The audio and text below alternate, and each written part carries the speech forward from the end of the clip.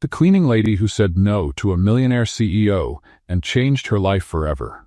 Before we begin the story, let us know in the comments, what city are you watching from? And at the end, don't forget to rate this story from 0 to 10. Enjoy the story. Brian Walker, a millionaire, heir to a massive investment empire, and owner of an ego the size of the city, sat bored while flipping through a stack of resumes. His team had just hired a new employee, Mila Lester. But Brian didn't care. Employees came and went like guests at his parties. The next morning, something unusual happened. Brian woke up earlier than usual, which was rare, and went down to the living room. As he opened the door, he froze. There she was, Mila, on her knees on the white marble floor, scrubbing a stubborn stain with such focus it looked like she was fighting a battle against the cleaning product. Brian cleared his throat, waiting for her reaction. Mila looked up for just a second and said simply, "Good morning, Mr. Walker," then went straight back to work, as if he were just anyone. Brian blinked, confused. That's it? No smile? No wide-eyed look at the view from the 50th floor? Nothing? It threw him off. He was used to being treated like a movie star. Instead, he was ignored like a living room lamp. He straightened up, flashed his best practiced smile, and walked over with the confidence of someone who always got what he wanted. "So you're the new hire, right?" He began in a charming tone. "Must be amazing to work here. This penthouse was featured in magazines, you know?" Mila paused her scrubbing and raised one eyebrow, totally unfazed. "To me, a dirty floor is a dirty floor, whether it's in a magazine cover penthouse or a basement in Queens." Brian stood speechless for a moment, then let out a forced laugh. "Wow, you're direct. I like that." He leaned in a little, like he was telling a secret. "Did you know this marble was imported from Italy? It cost a fortune." Mila glanced at the floor, then looked at him. "Interesting. Want me to scrub it in Italian, or is English fine?" Brian's eyes widened.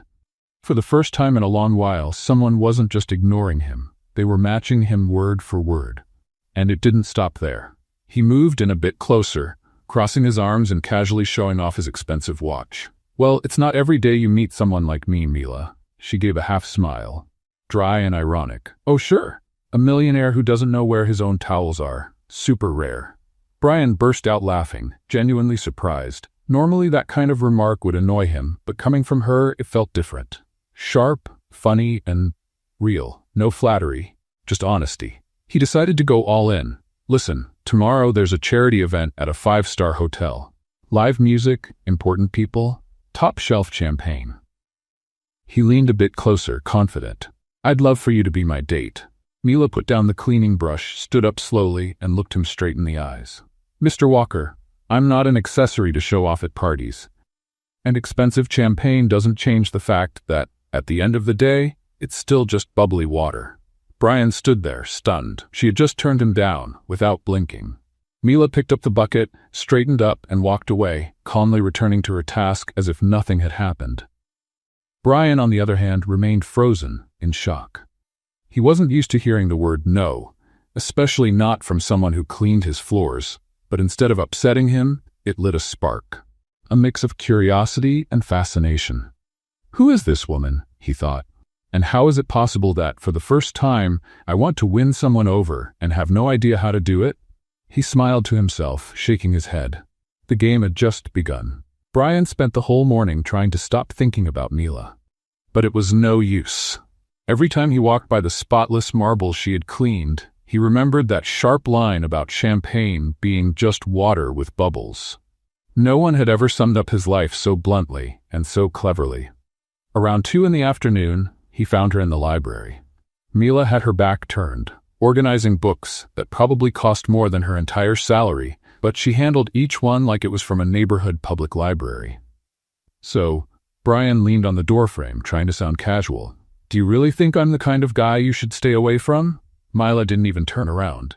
"Mr. Walker, you're exactly the kind of man I crossed the street to avoid." Ouch. Brian chuckled, more surprised than offended. That went straight to the heart. It wasn't meant for the heart. It was for the ego.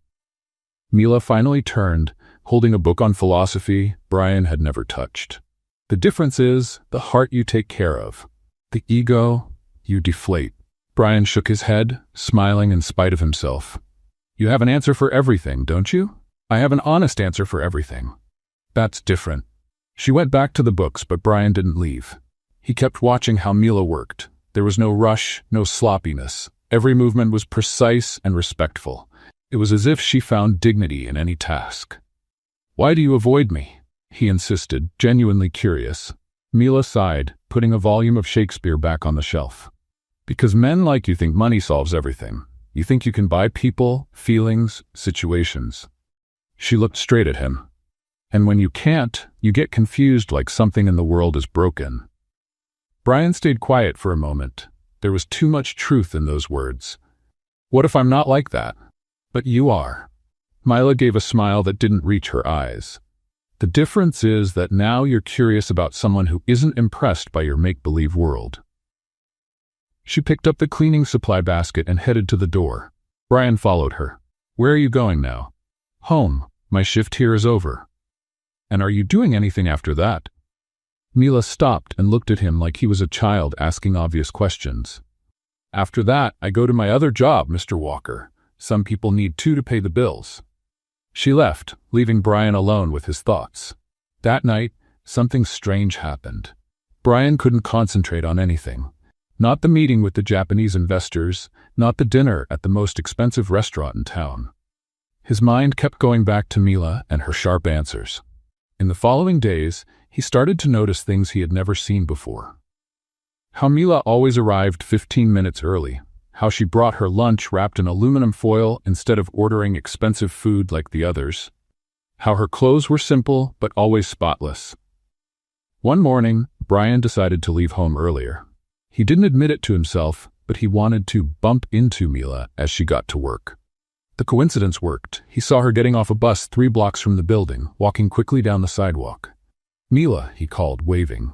She stopped, clearly not eager to talk. Mr. Walker, you're out early today. Actually, I was, going to get some coffee, he lied shamelessly. Want a ride? Thanks, but I really need the walk. Mila adjusted the strap on her shoulder. Poor people's workout, as my mom says. Your mom? Brian was genuinely interested. Mila hesitated, like she had revealed more than she meant to. She's fine. We need to get going, Mr. Walker. Work doesn't wait. But Brian had caught the hesitation. Something was going on. Over the next few days, he started watching Mila more closely. He noticed that sometimes she looked far too tired for someone her age. He noticed how often she checked her phone, always with a worried face. And he noticed that sometimes she left work in a rush, like it was an emergency.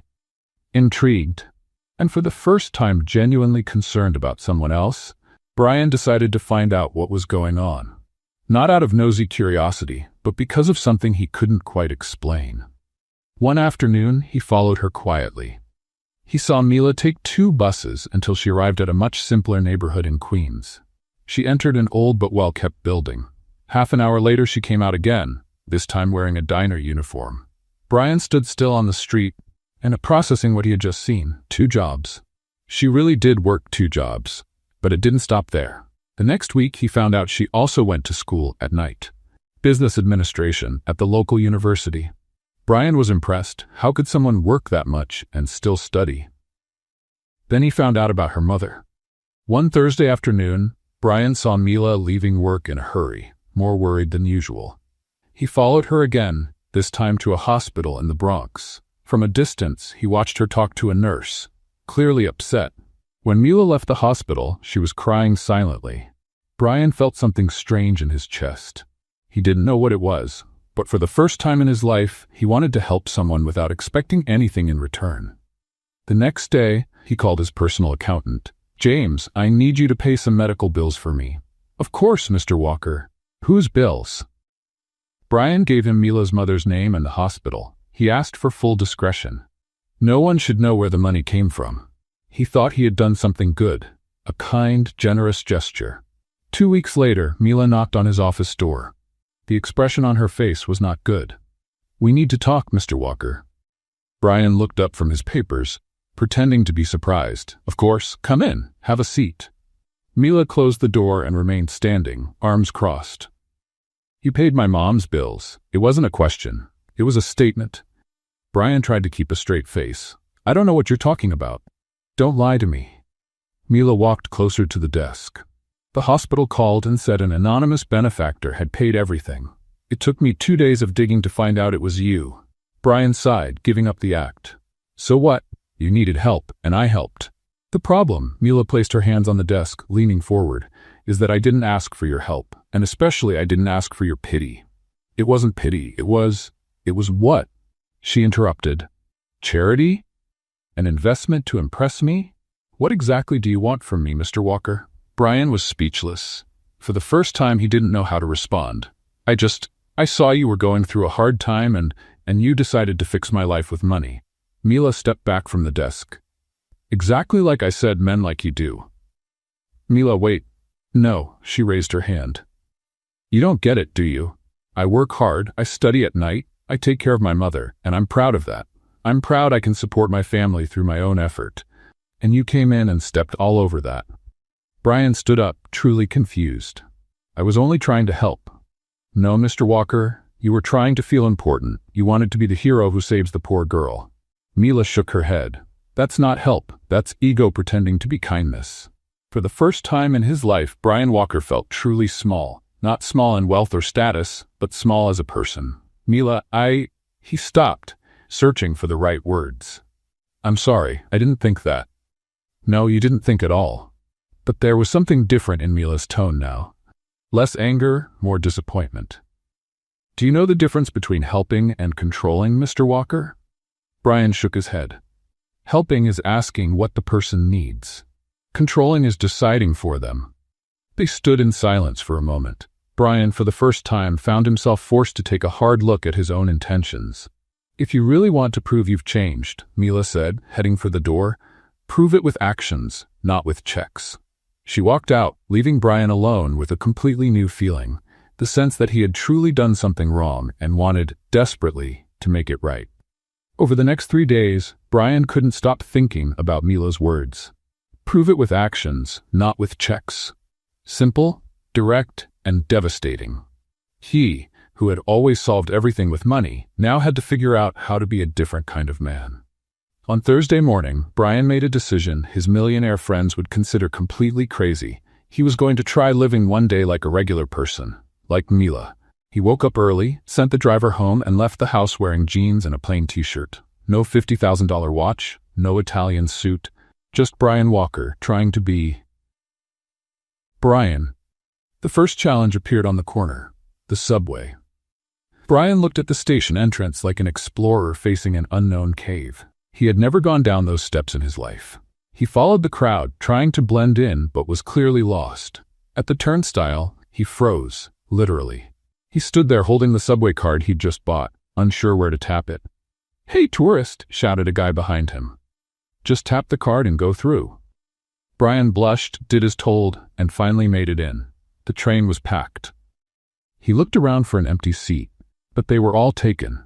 So he stood, gripping a metal rail, swaying awkwardly with every turn. An elderly lady next to him smiled. "First time on the subway, dear? Is it that obvious?" Brian asked, embarrassed. "Just a little." She chuckled. "You look like a penguin trying to fly." When he finally arrived at work, Brian was sweating and his hair was a mess. Mila saw him entering the lobby and her eyes widened. "Mr. Walker, you look different today." "I took the subway," he said, as proud as a child who tied his shoes by himself. Mila blinked a few times, processing what she heard. "The subway? You?" "Yes, it was an experience." Brian tugged at his wrinkled t-shirt. "I nearly missed my stop. A lady called me a penguin, and I still don't understand why everyone runs so much." For the first time, Mila laughed. A real laugh, not a sarcastic one. "Mr. Walker, did you eat breakfast?" "Actually, no. My cook usually handles that, but today I wanted to. Try being normal." Mila finished for him, still smiling. "Something like that." She looked at him for a moment, as if trying to solve a puzzle. "Come on. I'll show you where to get a decent cup of coffee around here." They walked out together, and Mila took him to a small, busy diner 2 blocks from the building. The kind of place Brian had never set foot in before. Plastic chairs, a handwritten menu on a chalkboard, and a Greek owner shouting orders. 2 coffees and 2 blueberry muffins, George," Mila shouted over the noise. "Mila, my girl?" George waved from behind the counter. "Who's the guy?" A friend who's learning how to live in the real world, she answered, pulling Brian to a small table in the corner. Brian looked around, fascinated. The place was full of regular people. Office workers, nurses just off their shifts, students with old laptops, real conversations, spontaneous laughter, life happening without a script. So, Mila sat down across from him. You really took the subway? I really did. Brian smiled. And you know what? It was terrible. But also, interesting. Interesting how? Well, I found out there's a whole world running while I'm stuck in my penthouse. He took the coffee George brought over. Thank you. How much is it? $4.50, George replied. Brian almost choked, not because of the price, but because it was probably the cheapest coffee he'd ever had, and it was delicious. Mr. Walker, Mila was watching him curiously. Can I ask you something personal? Of course. Do you know how to cook? Brian laughed, embarrassed. I know how to order delivery. That doesn't count, Mila shook her head. What about doing laundry? I have a laundry service that picks up and drops off. Clean the house? Well, you work there. Mila rested her chin on her hand, thoughtful. Mr. Walker, you're basically a big kid with an unlimited credit card. Hey, Brian protested, but he was laughing. That was harsh. It was honest. Important difference. She finished her coffee. Do you really want to change? I do. Then come to my place tonight. Brian almost dropped his cup. Your place? I'm going to teach you how to cook. Mila stood up. And no, it's not a romantic date. It's a basic survival class for grown-ups. At 7 p.m., Brian stood at Mila's apartment door in Queens, holding a bouquet of flowers he'd bought on the corner. When she opened the door wearing jeans and a cat print t-shirt, he felt completely out of his element. Flowers? She raised an eyebrow. It's polite to bring flowers when you visit a lady's home. Mr. Walker, this is a cooking class, not a date. But she took the flowers, smiling. Thank you. They're lovely.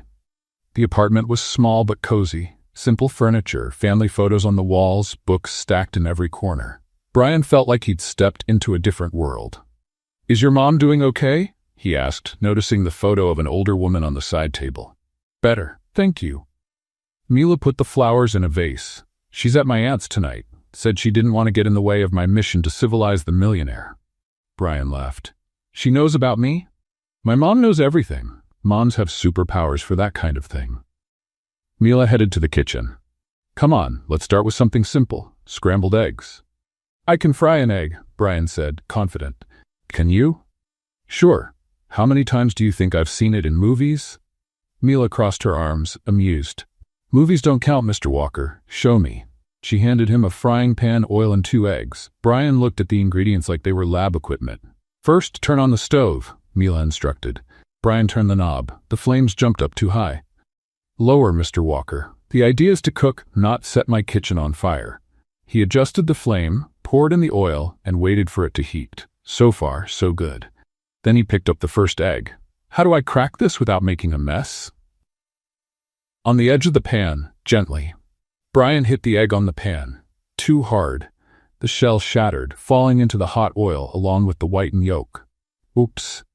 Mr. Walker, the egg should come out of the shell, not bring it along for the ride. Mila was clearly having fun. Let me try again. The second egg was worse. Brian missed the pan entirely, letting the yolk and white run down the counter. Mila couldn't hold back her laughter. You're a public hazard in the kitchen. It's not as easy as it looks, Brian protested, cleaning up the mess. Come here. Mila came closer, picking up another egg. This is how you do it. She stood beside him, guiding his hand to crack the egg properly. Brian caught a whiff of her soft perfume, noticed how her fingers were delicate but steady. For a moment, he completely forgot about the egg. Mr. Walker, are you paying attention? Sorry, it's just, you smell really nice. Mila blushed slightly, but didn't step away. Focus on the food, Mr. Walker.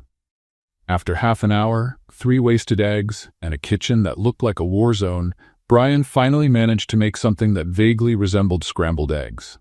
Not terrible, Mila said after tasting it, trying not to make a face. Don't lie to me. You said it's important to be honest. It's pretty bad, she admitted, laughing. But it was your first try. Everyone starts somewhere.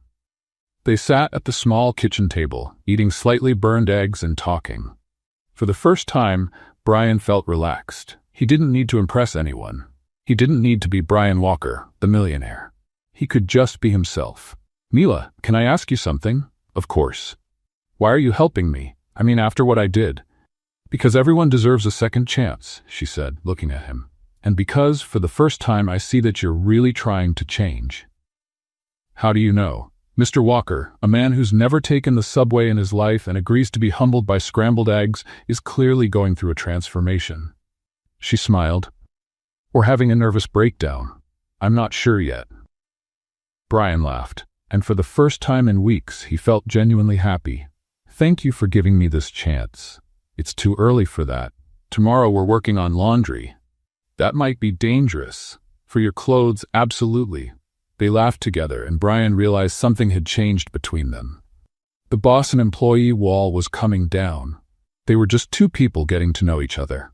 When Brian got up to leave, Mila walked him to the door. "Mr. Walker?" "Yes? My name is Mila. You can just call me Mila. Only if you stop calling me Mr. Walker. My name is Brian." "All right, Brian." They looked at each other for a moment. The air between them felt different. Good. Brian leaned in slightly, and Mila didn't pull away. The kiss was gentle, hesitant at first, then more certain. When they pulled apart, both were smiling. "Good night, Mila." "Good night, Brian." Brian walked down the stairs of the building, feeling like a completely different man from the one who had come up. For the first time in his life, he had earned something that truly mattered. 2 days later, while working in the office with a smile he couldn't hide, his phone rang. A text message from a number he knew very well but had hoped never to see again.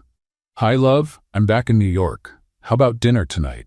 I have news. Kisses, Bethany." Brian stared at the message from Bethany Ashford for at least 5 minutes, as if the words might magically change on the screen. They didn't. His ex-girlfriend was back, and he knew exactly what that meant. Trouble.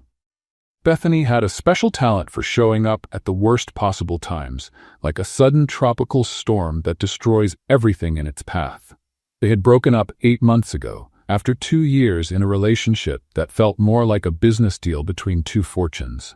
Brian was trying to decide whether to reply or pretend his phone had vanished into space when he heard a knock on the office door. "Come in," he said, quickly putting the phone away. Mila walked in with her cleaning supplies basket, smiling in that way that made Brian's heart race since their kiss 2 days ago. "Good afternoon, Brian. How are the scrambled eggs? Did you manage to cook without setting the kitchen on fire?"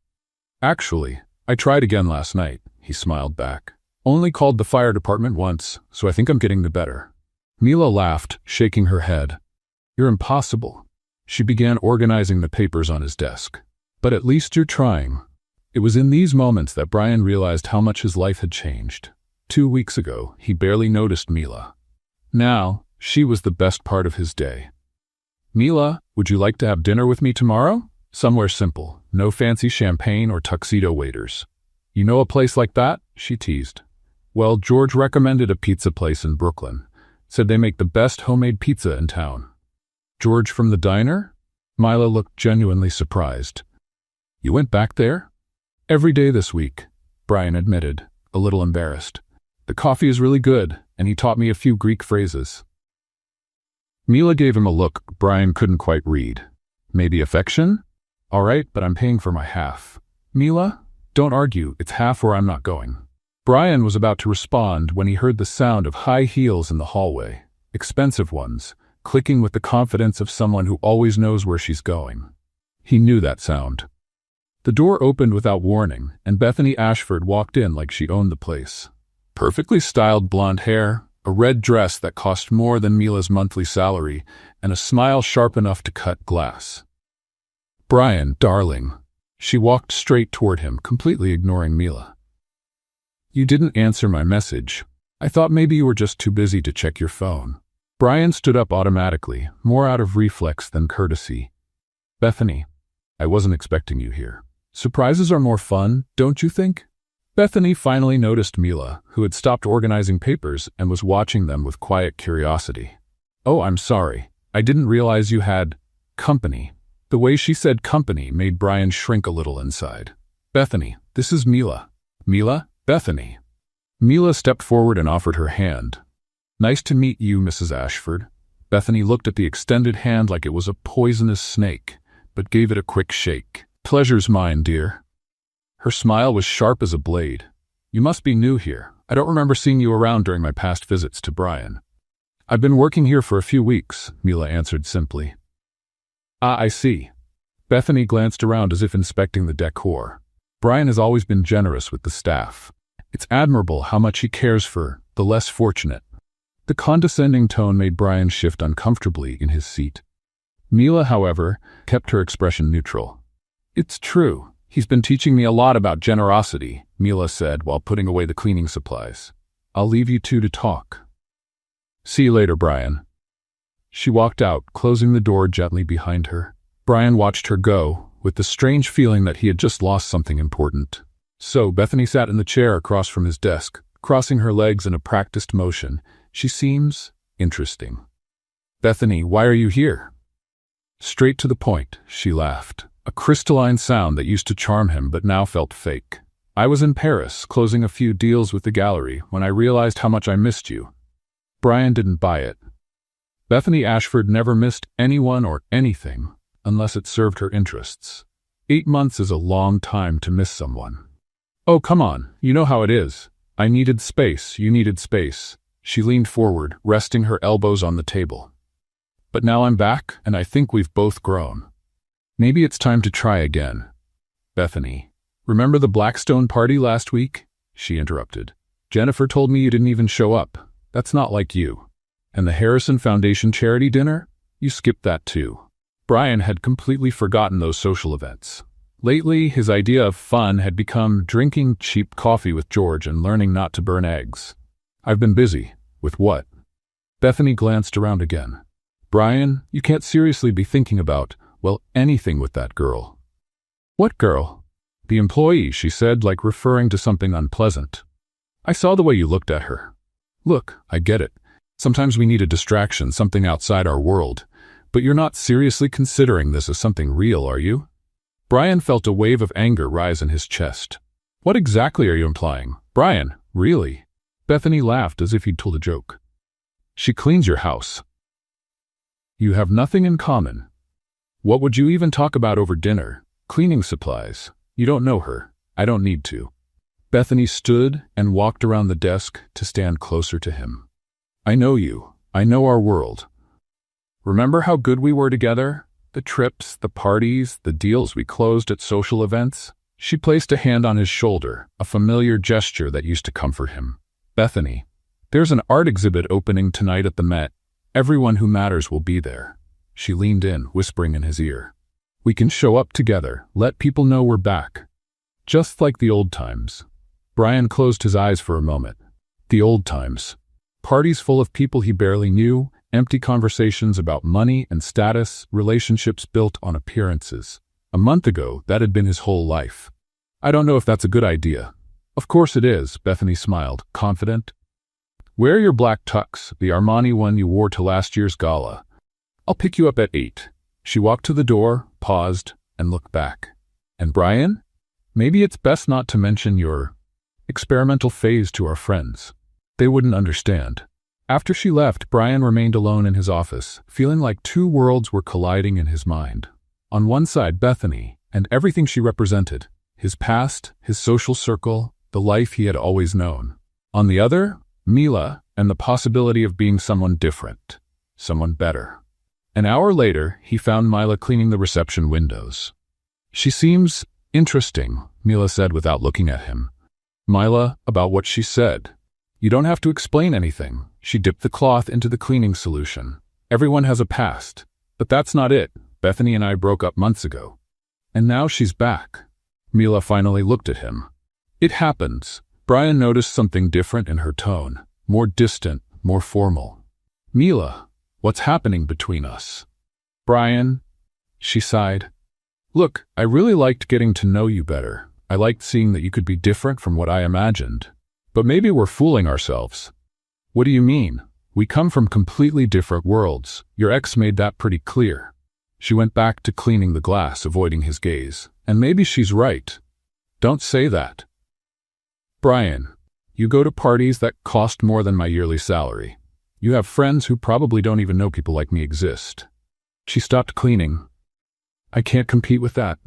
You don't have to compete. Yes, I do. She stepped back when he tried to get closer. And the truth is, you'll have to choose too. You can't live in both worlds forever. Mila finished putting away the cleaning supplies and headed to the elevator. Mila, wait.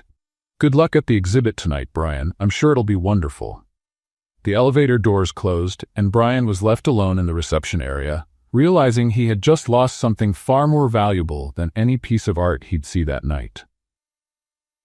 Over the next 3 days, Brian Walker found out what it really meant to miss someone. It wasn't like missing an expensive item he'd lost or a trip that got canceled. It was a physical feeling, like a part of him had just disappeared.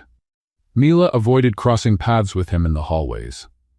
When they did run into each other by chance, she greeted him politely. "Good morning, Mr. Walker," and moved on, like he was just another fancy piece of furniture in the penthouse. That return to formal treatment hurt more than anything she could have said. Brian had gone to the exhibit at the Metropolitan with Bethany, as promised. He spent 3 hours listening to pretentious comments about art, pretending to care about conversations on investments in French vineyards, and smiling for photos that would show up in the social section of the papers the next day. In the middle of the party, while Bethany chatted with a group of friends about her latest purchase on Fifth Avenue, Brian found himself wondering how Mila would react in that environment. She'd probably make a clever comment about how people spent more on dinner than some families did in an entire month. "Brian, darling, are you listening?" Bethany touched his arm, pulling him back to reality. "Sorry, I was thinking about work." "Work? At a party?" She laughed, shaking her head. "You really need to learn how to relax again." But Brian couldn't relax. He couldn't pretend he was having fun, couldn't pretend that any of this still made sense to him. On the 4th morning, without a real conversation with Mila, Brian was in his office trying to focus on financial reports when Bethany showed up again. This time, she brought 2 friends, Jennifer Morrison and Amanda Sterling, 2 heiresses Brian had known since his teenage years. "Surprise!" Bethany entered, beaming. "I brought company for lunch." Brian stood up, forcing a polite smile. "Jennifer, Amanda, how are you?" "Marvelous," Jennifer replied, kissing the air near his cheek. "Bethany told us about the 2 of you. We're so happy." "About the 2 of us?" Brian looked at Bethany, confused. "Oh, Brian, don't be modest. Amanda sat down without being invited. Everyone's talking you 2 at the exhibit yesterday. What a beautiful couple you make." Brian felt a heaviness in his stomach. There was nothing official between him and Bethany, but he knew how the social game worked. Appearances mattered more than truth, and showing up together in public meant a lot more than he had intended. "Actually," he began to say, but Bethany interrupted. "Brian's always been shy about these things." She laughed, grabbing his arm possessively. "But there's no denying it, darling. The photos were in the paper this morning." She showed him her phone, and there they were, Brian and Bethany smiling for the cameras, her elegantly hanging on his arm. The headline read, "The Golden Couple is Back. Brian Walker and Bethany Ashford rekindle the romance." "Isn't it lovely?" Jennifer clapped her hands. "You 2 are perfect for each other." At that moment, Brian heard a soft knock on the door. Mila entered with a tray of coffee, clearly not expecting visitors. "I'm sorry, I didn't know you had company," she said, keeping her eyes down. "No, it's fine. Come in," Brian quickly said. Bethany and her friends looked at Mila like she was some curious object that had appeared out of nowhere. "Oh, it's the cleaning lady," Amanda said with fake sweetness. "How are you, dear?" "I'm well, thank you," Mila replied, placing the cups on the table with professional care. "Bethany told us about your situation." Jennifer tilted her head with pity. "It must be so hard for you, working so much to support your family." Brian saw Mila's jaw tighten slightly, but she kept a neutral expression. "I manage just fine. Thank you for your concern." "Of course you do, dear." Bethany smiled condescendingly. "And it's so admirable how Brian cares about the staff. He's always had such a generous heart." The word staff hit like a slap. Brian saw Mila tense up, but she quietly finished serving the coffee. "By the way," Amanda went on as if Mila were just part of the furniture. "Brian, did you see the Whitmores are selling their house in the Hamptons?" It would be perfect for you two as a summer home. Summer home? Brian repeated, still processing the moment. For after the wedding, obviously. Jennifer laughed. No point in pretending you're not thinking about it. You two were always meant for each other. Brian looked at Mila, who had finished serving the coffee and was quietly heading to the door. Their eyes met for a split second, and he saw something that crushed him. Resignation. "Excuse me," Mila said softly, leaving the room. The three women kept chatting about weddings, houses, and the future, but Brian no longer heard any of it. His mind was completely focused on the look he had seen on Mila's face. It was like she had given up on any hope she might have had for them. "Brian?" Bethany touched his hand. "Are you okay? You seem distant." He looked at her, then at Jennifer and Amanda, then at the newspaper photos showing a life he no longer wanted. "Actually, I'm not okay." Brian stood up abruptly. "And I need to make something clear." "What is it, dear?" "Bethany, we're not together," he said plainly, his voice echoing through the quiet office. The three women stared at him as if he had just announced he was moving to Mars. "What do you mean?" Amanda blinked, confused. "We're not dating. We're not getting back together. We're not planning a wedding or buying houses." Brian continued, feeling strangely free with every word. "We went to one party together. That's it." Bethany stood up, her face red with embarrassment. "Brian, don't be ridiculous. You're having some kind of moment, but I'm not having a moment," he cut her off. "I'm being honest for the first time in months." "Honest about what?" Jennifer asked. Brian looked at the door Mila had walked through and made the most important decision of his life. About being in love with someone else. The silence that followed was deafening. Bethany went pale, then red, then pale again. "You're talking about the employee?" she asked, in disbelief. "I'm talking about Mila." Brian corrected her. "And she has a name." "Brian Walker, you've completely lost your mind." Bethany exploded. "You can't be serious." "I'm completely serious," he said, heading for the door. "And now, if you'll excuse me, I need to go after the woman I love." "If you walk out that door right now," Bethany shouted after him, "everyone's going to know about this. It'll be in all the papers tomorrow. Your reputation will be ruined." Brian stopped at the door and looked back. "Bethany, my reputation was already ruined. I just didn't know it until I met someone who showed me who I could really be." He walked out, leaving three stunned women behind. Brian searched the building for Mila. He finally found her on the rooftop, looking out over the city through the thick glass. "Mila." She turned and he saw that she had been crying. "Brian, you don't have to explain. I understand the situation." "No, you don't," he said, stepping closer. "I just ended things with Bethany, in front of her friends." Very publicly and very clearly. Mila blinked, surprised. "You did what?" "I told them I'm in love with you." Brian smiled, feeling lighter than he had in years. "And that I don't care about newspapers, gossip, or what anyone has to say about it." "Brian," she shook her head, "you don't know what you're doing. Tomorrow you'll regret it. I won't regret it." He took her hands in his. "Mila, these past few weeks, you've shown me there's a different way to live. You showed me I can be a better person. But your world—" "My world can go to hell," he laughed. "Sorry for the language, but it's true. I want to build a new world. With you." Mila looked at him for a long moment, and he could see the battle happening behind her eyes. "Brian, I'm graduating in 2 months," she said at last. "And that's a bad thing? It's just, I can't get involved with someone who's still figuring out who they are." She sighed. "You just got out of a 2-year relationship. You had a public argument with your ex-girlfriend. Your whole social circle is probably talking about you right now." Brian realized where she was going with this. "You think I'm being impulsive." "I think you're going through a very intense transition," Mila said, gently holding his hands. "And I can't be part of your confusion, Brian, not right now." "Mila, please. I need to focus on my graduation, on my future." She stepped back softly. "And you need to be sure of who you really want to be, on your own." Brian felt the world fall apart around him, but at the same time he understood the wisdom in her words. "How long?" he asked. "I don't know." She gave a sad smile. "Maybe when you're sure you can live without needing anyone's approval, we can try again." She walked to the door but stopped before leaving. "And Brian, thank you for standing up for me downstairs. That meant a lot to me."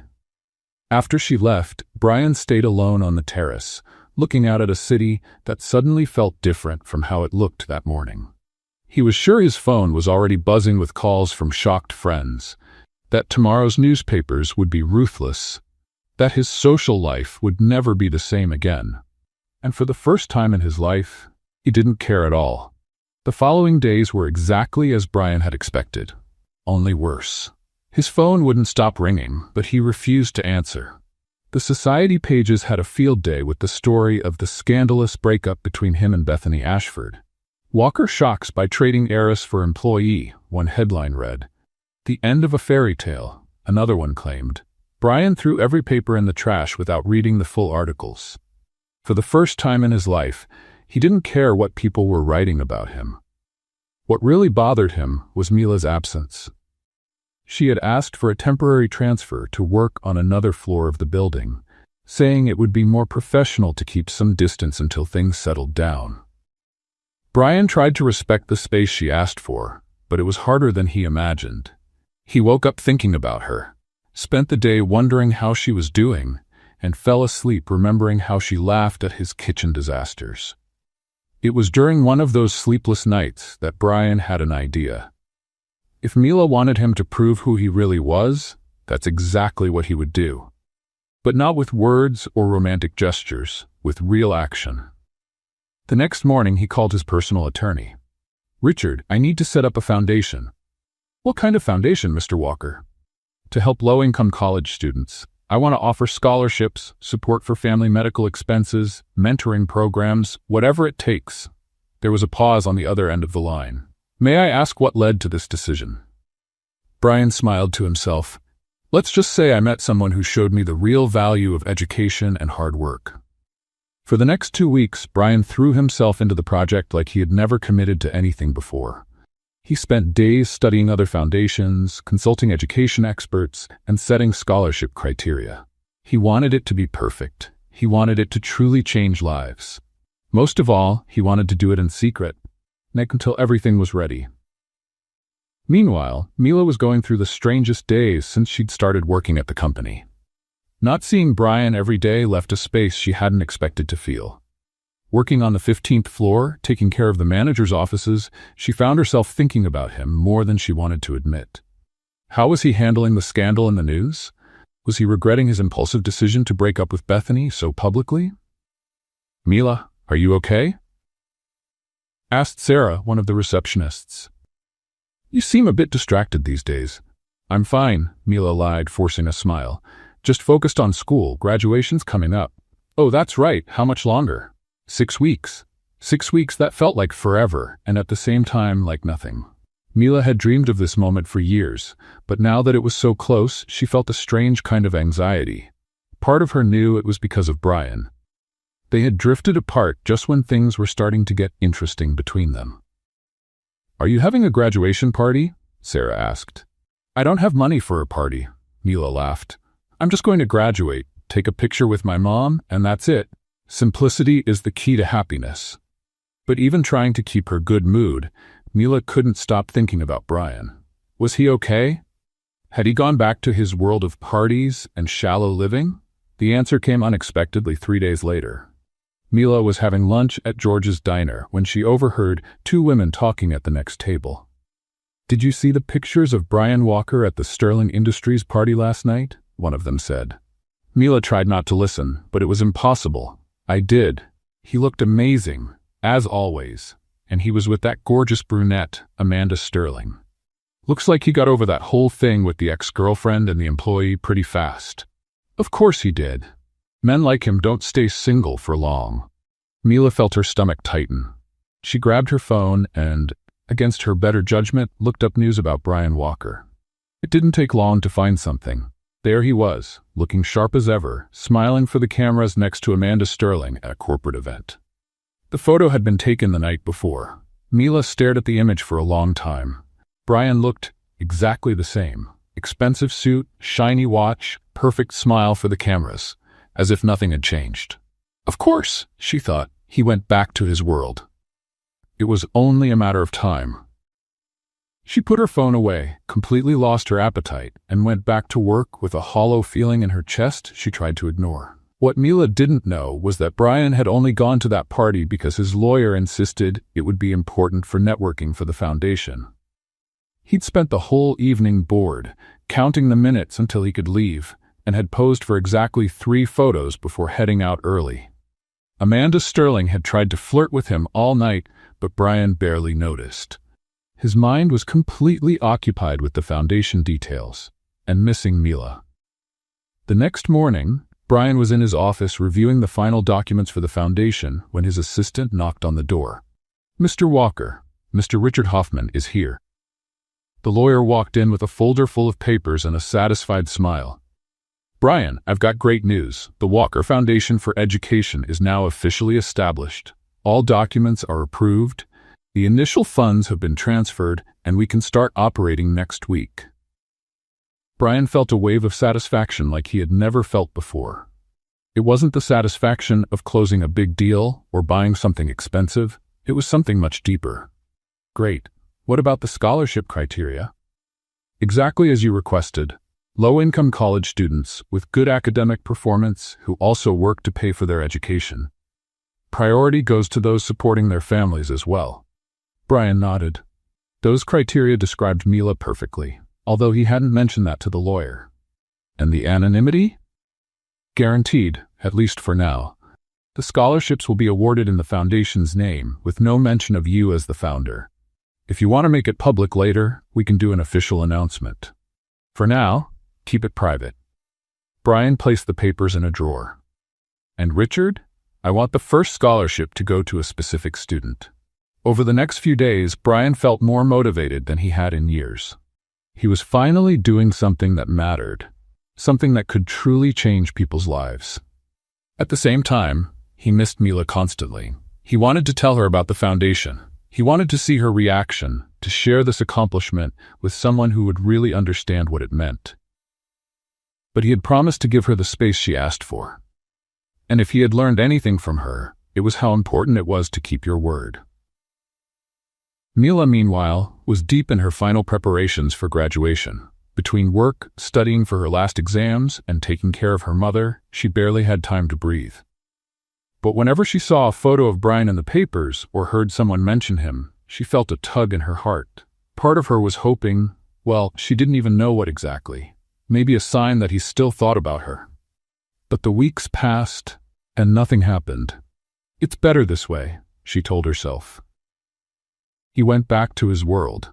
"I'm focused on my future. Things are back to normal." Except nothing felt normal. George's diner didn't have the same charm without Brian asking questions about the menu. The scrambled eggs she made at home reminded her of the laughs they shared in her kitchen. Even cleaning the company's offices had lost part of its meaning. One morning, 5 weeks before graduation, Mila got an unexpected call from the university's administrative office. "Miss Lester? We have some good news for you. You've been awarded a scholarship that will cover all your expenses for the final semester, including the graduation ceremony." Mila almost dropped the phone. "What? I never applied for any scholarship. The Walker Foundation for Education selected you based on your academic performance and financial situation. Congratulations." Mila was silent for a long moment. Walker Foundation. Brian's last name. Could it be? "Can I ask who's behind the foundation?" she asked.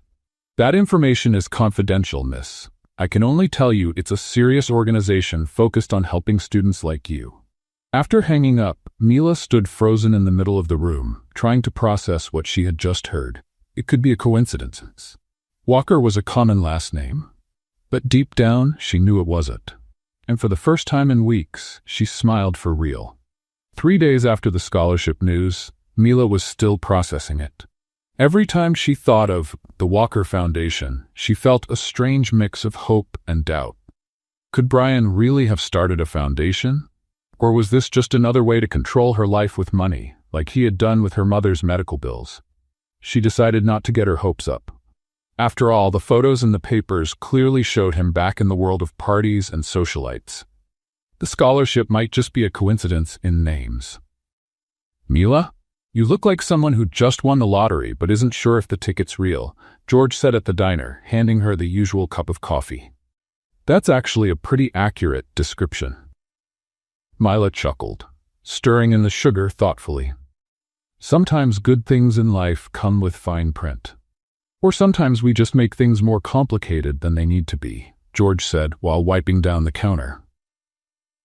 You got a scholarship because you earned it, kid. Stop looking for problems where there aren't any. Mila smiled. George had a way of making life's most complicated moments feel simple. Meanwhile, across town, Brian was having the most intense week of his life. The foundation was up and running, but he wanted to do something special for Mila before graduation.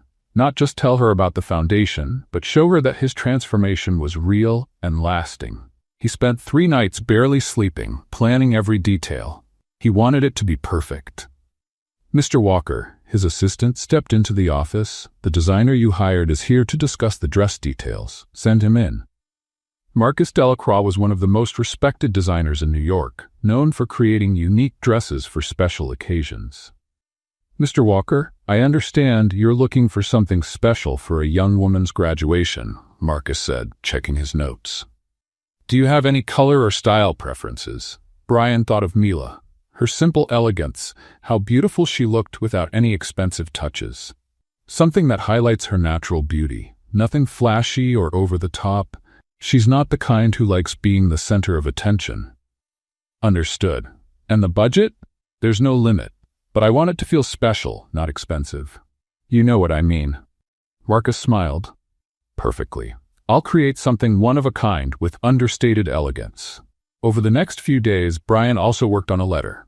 He wrote, ripped up, and rewrote at least 15 versions. How do you put into words everything that had changed in your life? How do you explain that someone had inspired you to become a better person? He finally managed to write something that felt sincere. Mila, you taught me that a person's worth isn't in what they own, but in who they are. You taught me that real generosity doesn't come from writing checks, but from actions. And more than anything, you taught me that true love isn't about impressing someone. It's about becoming someone worthy of being loved. The foundation is just the beginning. I want to spend the rest of my life proving you were right about me being able to change. Brian placed the letter along with the foundation documents. Everything would be delivered with the dress on graduation day. Mila, meanwhile, was finishing her final days at college with mixed emotions. On one hand, she was proud to finally be earning the degree she had dreamed about for so long. On the other, she felt like something important was missing. Are you bringing someone to the ceremony? Her best friend Jessica asked during a break between classes. Just my mom, Mila said while organizing her books in her backpack. She can barely walk, but she told me she wouldn't miss my graduation even if she had to come in a wheelchair. And what about that rich guy you mentioned a few times? Brian? Mila made a face. That was just a phase. He went back to his little world. Are you sure? Because the way you talk about him, it sounds like you still... Jessica, some fairy tales don't have happy endings. Mila cut her off, but without bitterness. And that's okay. Real life is better than fairy tales anyway. On Friday morning, 1 week before graduation, Mila was getting ready to leave for work when someone rang the doorbell. It was a delivery person with a large, elegant box. Delivery for Mila Lester. I didn't order anything. She checked the address. Are you sure it's for me? Name and address match, ma'am, and it's already paid for. Mila signed for it, puzzled. She took the box inside and opened it carefully. Inside was a dress that literally left her speechless. It was beautiful in a way she had never seen before. Not flashy or covered in sparkles. It was elegant, sophisticated in emerald green that made her eyes stand out. The fabric was soft and flowing, and even without trying it on, she knew it would fit perfectly. Along with the dress was an envelope. Mila opened it with trembling hands and found a letter from Brian, along with all the documents from the Walker Foundation for Education. She read the letter 3 times before she could fully grasp what it meant. Brian hadn't gone back to his old world. He had created a foundation. He had spent weeks working in secret to help students like her, and he had written one of the most beautiful letters she had ever read. For a moment, Mila felt a wave of emotion so strong she could barely breathe. Then reality set in. Why now? Why just when she was starting to move on, accepting that they came from different worlds, did he show up with such a beautiful gesture? Mila looked at the dress, then at the letter, then at the foundation documents. It was beautiful. It was generous. It was exactly the kind of thing that showed Brian had truly changed. But it was also frightening. My goodness, Mila, what dress is that? Her mother came into the room leaning on her cane. Where did that come from? From Brian. Mila held the letter to her chest. Mom, he created a foundation to help students. The scholarship I got, it came from him. Her mother sat on the couch, studying her daughter's face. And how do you feel about that? Confused. Mila sat down next to her. Mom, what if he's doing this out of guilt? What if it's just an elaborate way to say goodbye gracefully? Or what if it's because he really has changed and he's in love with you? Mila looked at the dress again. It was too perfect to be a goodbye. It had been chosen with so much care, so much thought, but at the same time it was too expensive for her to accept easily. Mom, I don't know if I can wear this, she sighed. It's too much. Too much what? Too beautiful, too expensive, too perfect. Her mother chuckled softly. Mila, my daughter, sometimes you make simple things complicated. The young man gave you a lovely gift for a special occasion. If you like him, and from what I see you do, accept the gift. But what if it's a goodbye? And what if it's not? Mila sat in silence, looking at the letter in her hands.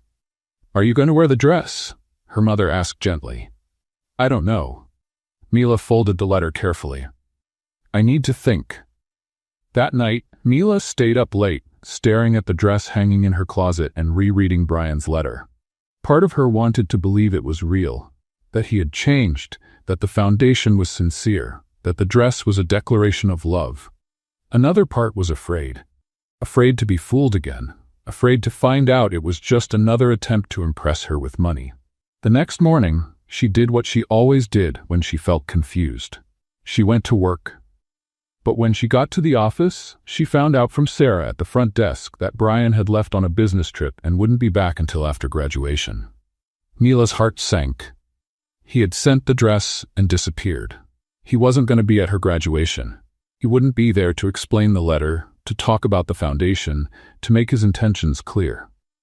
That afternoon, alone at home, Mila looked at the dress one more time and finally understood what it meant. It wasn't a declaration of love. It was a graceful goodbye.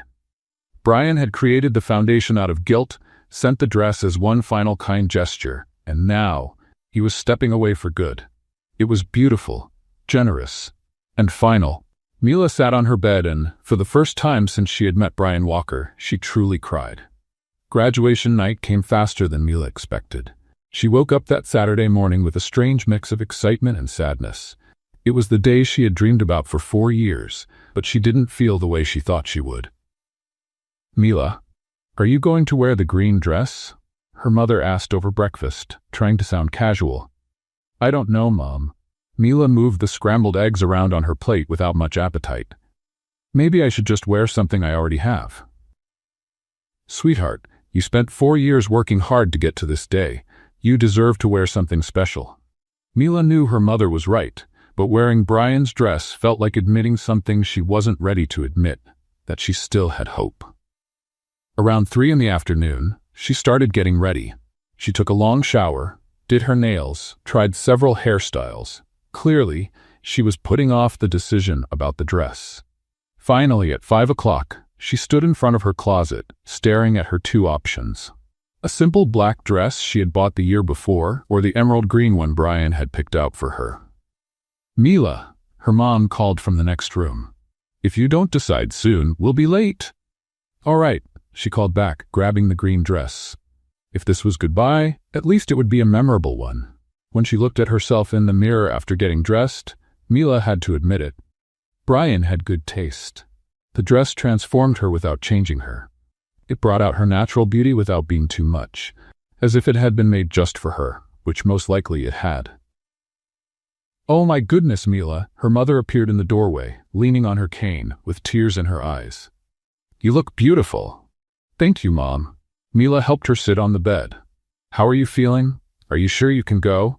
Sweetheart, I wouldn't miss your graduation for anything, even if I had to borrow a wheelchair. They laughed together, and for the first time that day, Mila felt genuinely happy. The graduation ceremony was being held at the Grand Ballroom at the Astoria Hotel. Right in the heart of Manhattan, it was an elegant space with crystal chandeliers and classic decor, but not overly flashy. When Mila and her mother arrived, the room was already full of graduates and their families. The celebratory energy in the air was contagious. "Mila." Jessica ran up to her, looking lovely in a light pink dress. "You look amazing. Where did you get that dress?" "It's a long story." Mila smiled, helping her mother find a seat near the stage. "Well, whoever gave it to you has great taste." The ceremony began promptly at 7. Mila listened to the speeches from the dean, the professors, the honored guests, but her mind was partly elsewhere. She kept glancing toward the entrance, a small part of her still hoping Brian would show up. When it was time to receive her diploma, Mila walked onto the stage with her heart pounding. Not because of nerves, but because she realized this was really happening. After so many years of working by day and studying at night, she was finally graduating. Mila Charlotte Lester, bachelor's degree in business administration with honors, the dean announced. The room applauded, and Mila heard her mother cheering from the middle of the audience. She smiled, waved, and for the first time in weeks, she felt completely present in the moment. After the formal ceremony, the social part began. Music, dancing, families chatting, photos with classmates. Mila tried to enjoy herself, but couldn't stop noticing all the couples around her. Jessica danced with her boyfriend of 2 years. Robert, one of her classmates, was with the girlfriend who had supported him through all of college. Even Kevin, the shyest guy in their group, was with a girl who looked at him like he was the most interesting man in the world. "Why the long face at your own graduation party?" Jessica appeared beside her, out of breath from dancing. "I don't have a long face." Mila forced a smile. "I'm just reflective." "You're thinking about Brian. I'm thinking about a lot of things." Jessica studied her for a moment. "You know, Mila, sometimes people do things for reasons we don't expect." "What do you mean?" "Maybe the dress isn't a goodbye? Maybe it's an invitation." Before Mila could respond, the music suddenly stopped. There was a murmur across the room as everyone turned toward the entrance. Mila followed their gaze and felt her heart stop. Brian Walker was standing at the ballroom entrance, wearing the most elegant suit she had ever seen. It wasn't flashy, it was simply perfect. He was looking directly at her, ignoring the other 300 people in the room. "Oh my goodness," Jessica whispered beside her. "Is that him?" Mila couldn't answer. She stood frozen, watching as Brian slowly walked across the room toward her. People instinctively moved aside, creating a path, but his eyes never left hers. When he got close enough for her to clearly see his eyes, Brian smiled. Not the practiced smile she'd seen in newspaper photos, but the real one. The one she had come to love. "Hi, Mila," he said simply. "Hi, Brian," she managed to reply, still in shock. "I thought you were traveling." "I was. I got back this afternoon." He looked around the hall, then back at her. "I wouldn't miss your graduation for anything in the world." The whole room was watching Mel, but neither Mila nor Brian seemed to notice. "You look beautiful," Brian said, and there was something different in his voice, a kind of certainty she had never heard before. "Thanks for the dress," Mila tried to keep her voice steady. It was way too pretty to turn down. "Mila, I need to say a few things." Brian stepped closer. "In front of everyone, because I want the whole world to know." "Brian, now let me speak." He took a deep breath, and Mila noticed he was nervous. 4 months ago, I was completely lost. Wealthy, yes. Successful in business, yes, but completely empty inside. People nearby started moving a little closer, curious, but still keeping a respectful distance. Then you came into my life and changed everything. Brian continued, his voice growing steadier. You taught me that money doesn't buy character. You showed me that true generosity comes from the heart, not the wallet. And you taught me that real love means becoming a better person, not trying to impress someone. Mila felt tears filling her eyes. The foundation was only the beginning, Mila. I want to spend the rest of my life proving you were right about me. That I can be better. Brian held her hands. I want to build a life with meaning. I want to help people the way you helped me. And most of all, I want to do all of it with you by my side. The room had gone completely silent now. Even the music had stopped.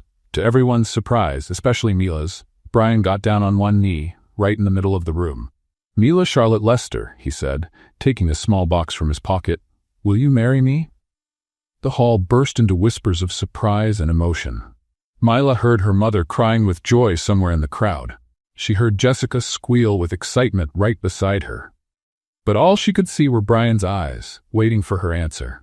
"Brian," she began, and her voice cracked. "I know it's crazy to ask you this, here and now, on your graduation day," he said quickly.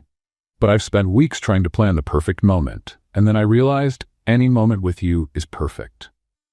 Mila looked at him on his knee in front of her, at the simple but beautiful ring in the box, at the room full of people waiting for her answer. She thought about the past few months, about the changes she'd seen in Brian, about the foundation he had created, the dress he had picked so thoughtfully, the letter that showed a genuine transformation. And most of all, she thought about how much she had missed him in these last few weeks. "Get up," she said at last. Brian looked confused but stood up. "People are staring, and you know how much I hate being the center of attention." Mila smiled through her tears. "So?" "Yes, Brian Walker," she said loud enough for the whole room to hear. "I'll marry you." The room erupted into applause and cheers. Brian slipped the ring onto her finger and kissed her as 300 people celebrated with them. When they finally pulled apart, both were laughing and crying at the same time. "I can't believe you did this," Mila shook her head. "At my graduation, in front of everyone." "I wanted them to know I'm not playing around," Brian said, cupping her face in his hands. "That this is real. It's forever." "Are you sure?" she asked, "because from now on there's no going back to your old life." "My old life?" Brian smiled. "Mila, my life now is wherever you are." And finally, for the first time in months, Mila believed him completely. The minutes after Mila's yes were a blur of emotion, hugs, and congratulations. Jessica nearly knocked her over with excitement. Her mother was laughing and crying at the same time, and co-workers she barely knew came over with genuine smiles to congratulate her. "I can't believe you actually did this here," Mila kept saying to Brian, shaking her head as she admired the ring on her finger. "At my graduation, in front of half the world." "I wanted everyone to know I'm serious," Brian said, gently fixing a lock of her hair that had come loose in all the excitement. "Besides, you say you hate being the center of attention, but look at you now, glowing." "Are you saying I enjoy drama, Mr. Walker?" "I'm saying you look radiant, future Mrs. Walker." Mila laughed, feeling a lightness she hadn't felt in months. "Future Mrs. Walker. I'm still getting used to how that sounds." "We've got time," Brian said, holding her hand. "A whole lifetime." The DJ, sensing the moment, put on a slow, romantic song. People in the hall naturally made room in the center, creating an impromptu dance floor. "Would you like to dance with your fiancé?" Brian asked, offering his hand. "My fiancé." Mila repeated the word, trying out how it sounded. "That's going to take a while to get used to." They moved to the center of the room, and Brian gently pulled her into his arms. Mila rested her head on his shoulder, finally letting herself relax completely. "You know," she whispered in his ear, "I never imagined my graduation night would end with a proposal. And I never imagined I'd propose to someone who first turned me down over expensive champagne." "You remember that?" Mila lifted her head to look at him. "I remember every word you said to me from the very first day," Brian said, spinning her gently, "especially the part about fizzy water. In my defense, it's still just fizzy water. In my defense, you were absolutely right." They laughed together, dancing as if they were the only two people in the room. Other couples joined in around them, but Mila hardly noticed. For the first time in months, she felt like she was exactly where she was meant to be. "Brian?" she said after a few minutes. "Can I ask you something serious?" "Of course." "Are you absolutely sure this is what you want?" She stopped dancing for a moment. "Because after today, there's no going back. Everyone's going to know. It'll be in the papers tomorrow. Your high society friends will talk about this for months." Brian gently held her face in his hands. "Mila, 6 months ago, I cared about what the papers said about me. Today, the only opinion that matters to me is yours." "And what if you get tired of living like regular people?" she pressed. "What if you start missing the parties, the fancy dinners, that glamorous life?" "You want the truth," Brian smiled. The last time I had real fun at a party was in your kitchen, eating burnt eggs and laughing at your jokes about my cooking disasters. Those eggs really were awful. They were terrible, but they were the best eggs I've ever had." Mila laughed, finally allowing herself to believe that this might actually be real and lasting. "All right, Brian Walker." She moved in closer to him. "If you're sure, then I am too." "I'm sure." "Then let's do this right," she said with a playful smile. "But first, just so you know, I'm going to want a simple ceremony. No 500 guests or flowers that cost more than a car. Simple sounds perfect. And I'm going to keep working. I'm not going to turn into some decorative wife who spends the day at the beauty salon.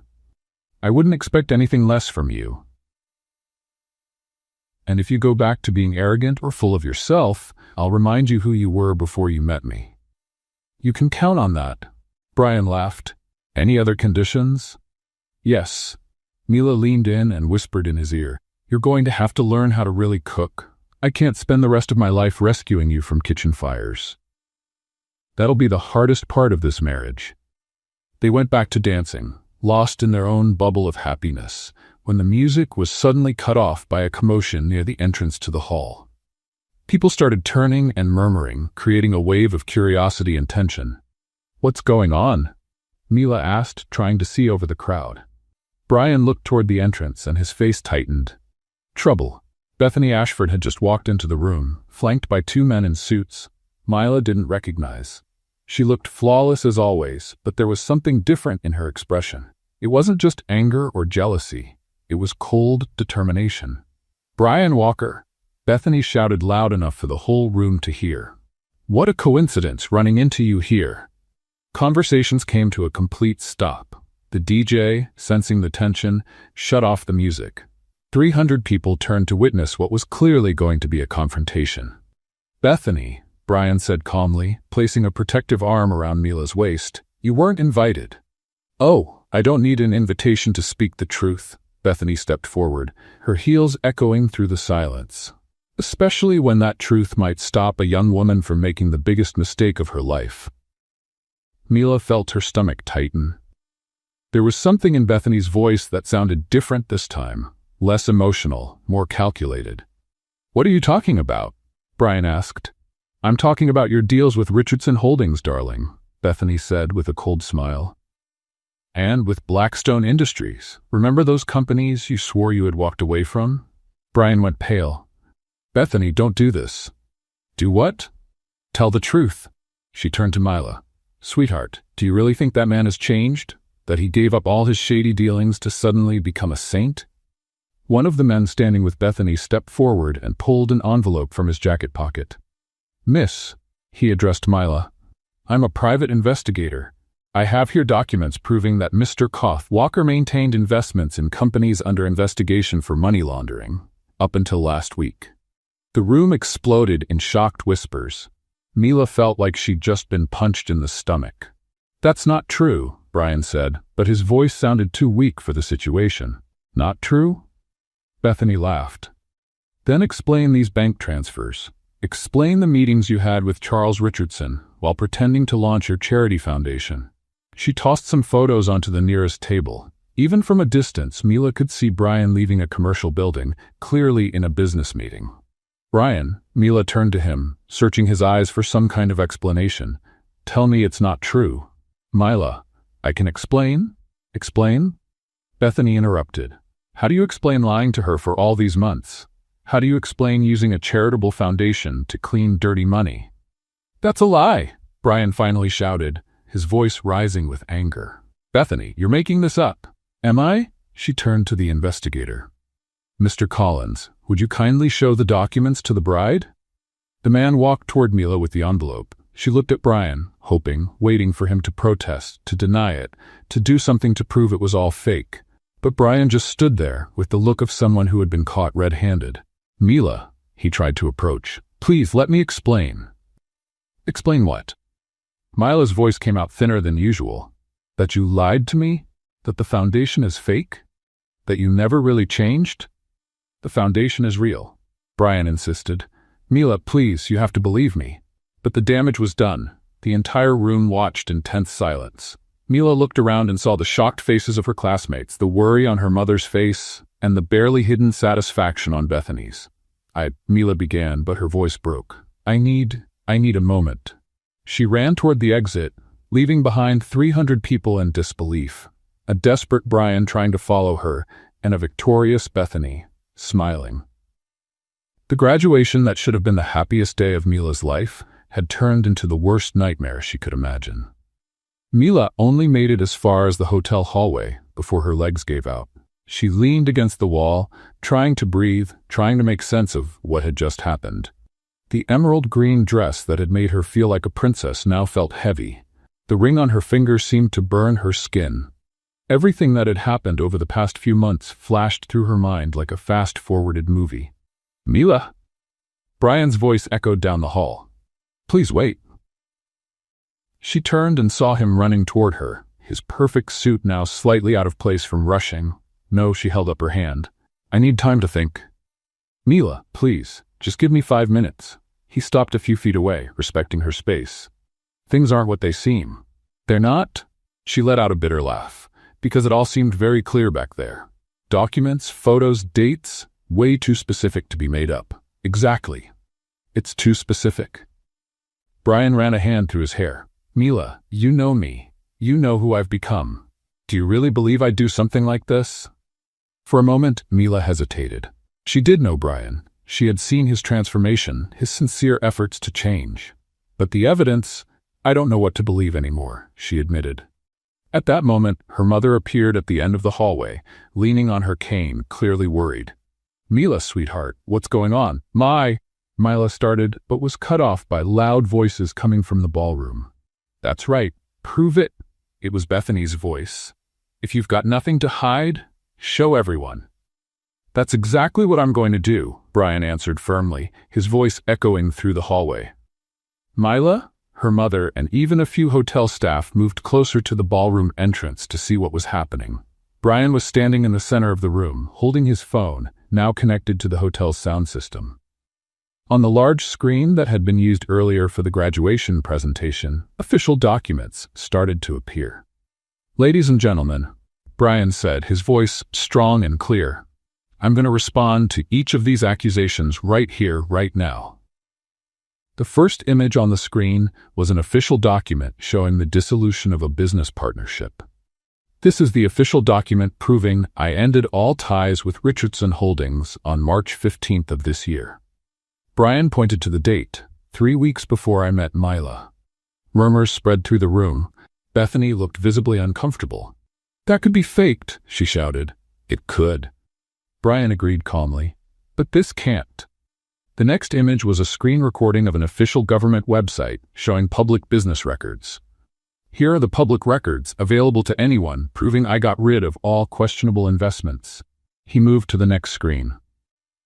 And here is the official documentation for the Walker Foundation for Education, registered with the New York State Department of Nonprofits. The investigator standing with Bethany shifted uncomfortably.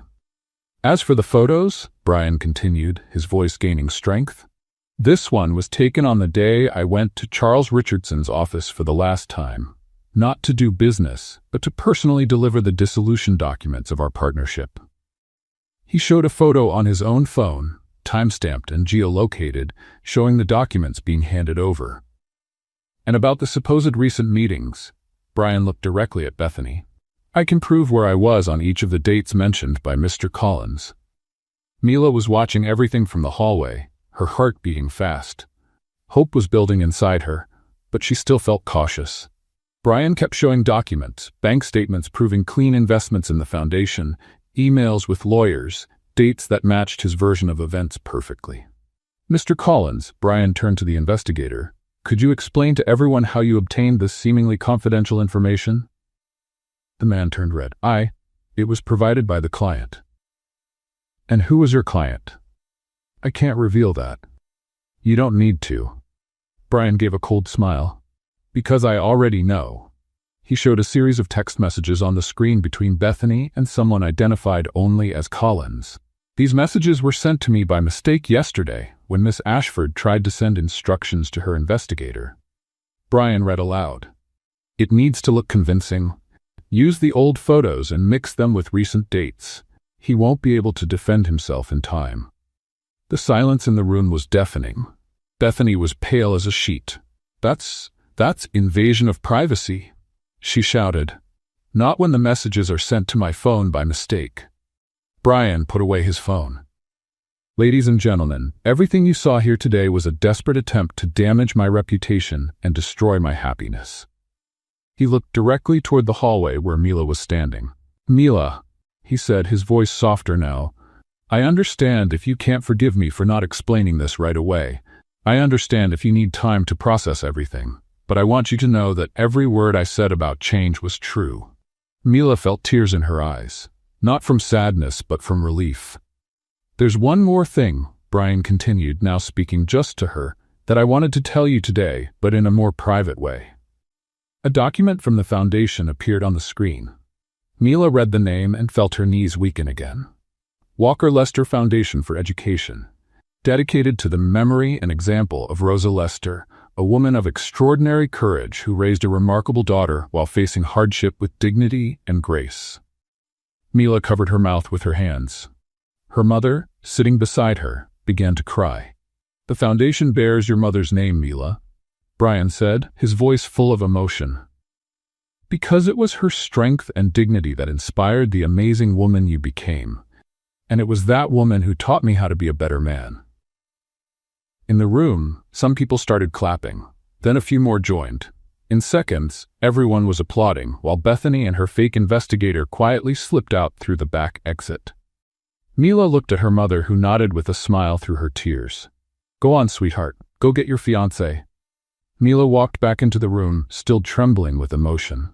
Brian saw her coming and stepped down from the small improvised stage, meeting her in the middle of the dance floor.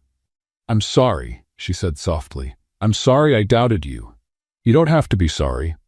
Brian held her face. She was convincing. Anyone would have doubts. But I know you. I should have trusted what I knew about you. Mila, you met me as an arrogant man who tried to solve everything with money. He smiled.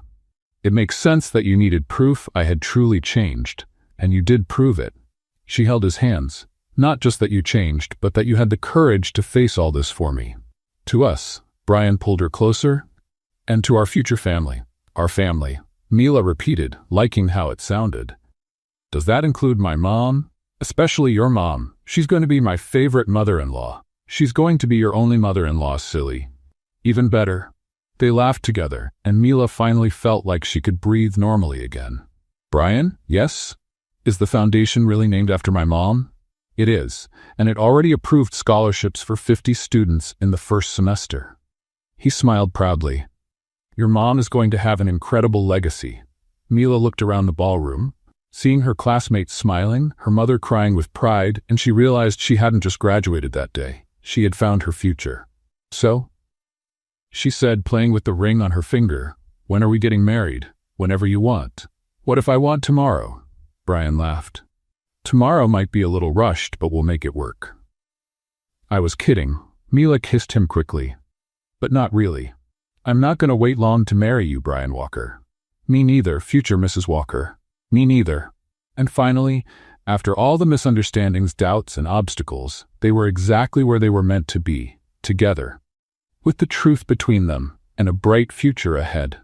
6 months after the graduation that almost turned into a disaster, Mila Walker, she was still getting used to her new last name, woke up on a Saturday morning to the smell of something burning coming from the kitchen. Brian Walker, she shouted, jumping out of bed. If you set our kitchen on fire again, I'll file for divorce before we even hit 1 month of marriage. His voice came from downstairs, slightly embarrassed. Technically, it's not on fire. It's just very toasted. Mila ran down the stairs of the new house they had bought in Brooklyn. It wasn't a penthouse like Brian's old place, but it was perfect. 3 bedrooms, a small backyard where she planted tomatoes, and a big kitchen, just right for her husband's culinary adventures. In the kitchen, she found Brian standing at the stove, holding a spatula like a weapon, staring at what used to be pancakes. Mila, in my defense, the recipe didn't say that medium heat means different things on different stoves. Brian, sweetheart, She kissed his cheek, trying not to laugh. Medium heat means the same thing on every stove. The difference is that you have a special gift for turning anything into charcoal. At least I'm consistent. He scraped the burned pancakes into the trash. Want me to order breakfast from George's? I want you to keep trying. Mila pulled out the ingredients again. Because when we have kids, they'll need to know their dad at least tried not to starve them. When we have kids? Brian froze mid-movement, smiling. Is this your way of telling me something? Not yet. She blushed a little. But someday. And when that day comes, you'll need to know how to make pancakes without burning the house down. They spent the rest of the morning trying to make a decent breakfast.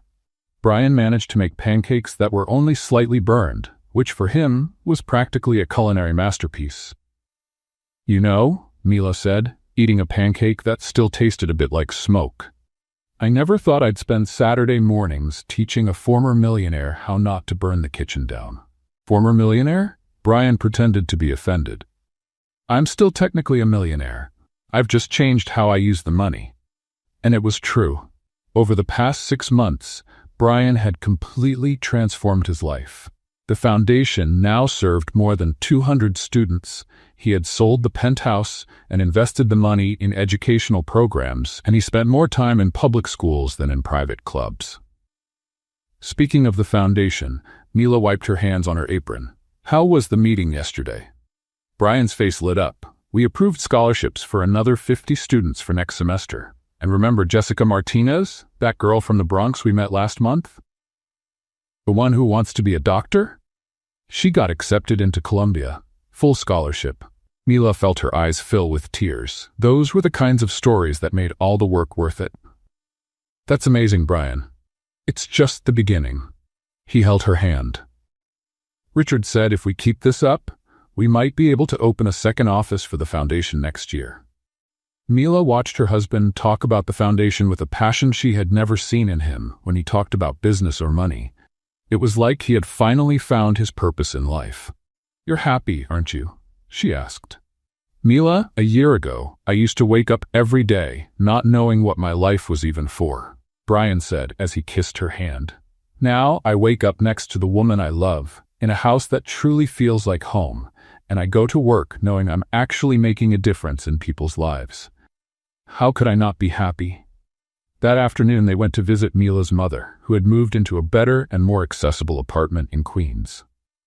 Her health had improved dramatically since she started receiving proper treatment.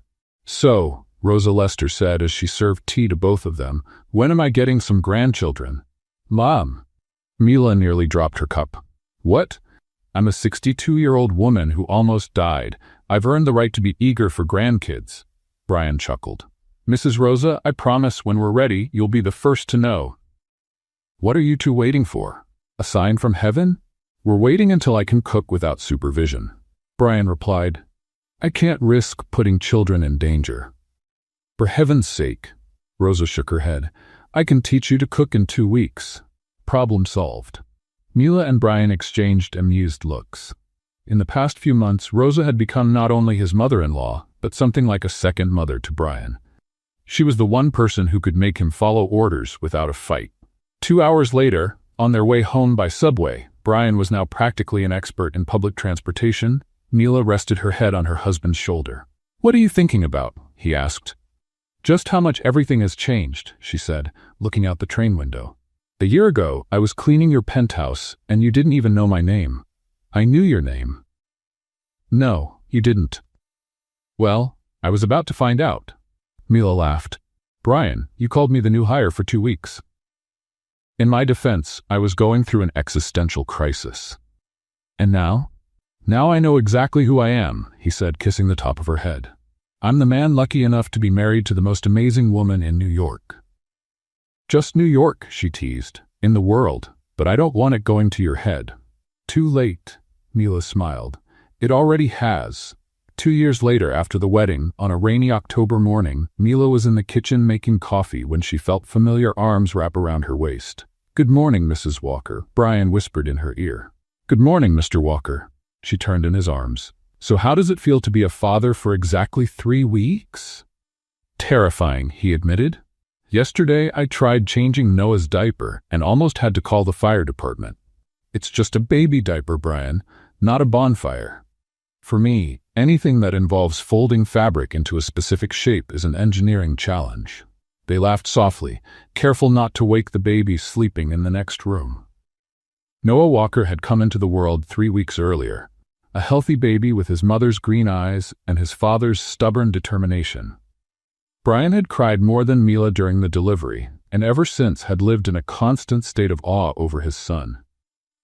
"You know what's funny?" Mila asked, cuddling into her husband's arms. "What?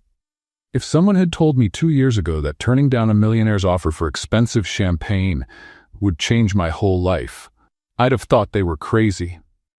And if someone told me that an employee who compared my champagne to fizzy water would become my wife and the mother of my children, I'd have had them committed.